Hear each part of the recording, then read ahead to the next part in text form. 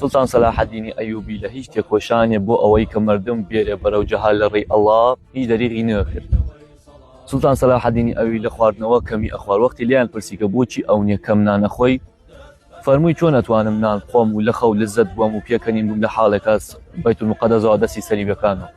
یەکێ لە یارەکانی وەناوی قازی بەهادی بن شەداد لە حاڵی سوڵتان لە حاڵی جەنگەلی سەلیبیا ئەگەڕێنەوە و ئەفەرمیوە کە حاڵی سوڵتان وا بوو ئەو نییە مەسئلەی قودس لەلایە مهم بوو کە کەژەکانیش تااقەتی حەمولیان نەبوو، وەکو دایکێک کە مناڵەکەی لە دەستدا بێت لە ناوی کۆچە و کۆڵانەکانە ئەگەڕێ و هاواریەکە کە بگەینە دایس. کاتێک کە سەلیبەکان زانیان کە سوڵتان صلاح الدینی ئەیوبی قەستیە سێرشێ بواتە سەری سەلیبیەکان، ئەوانی لەشێکیان خسە ڕێکە بێن تەکی سوڵتان صلاح الدینی ئەیوبیە شەڕ بکەن.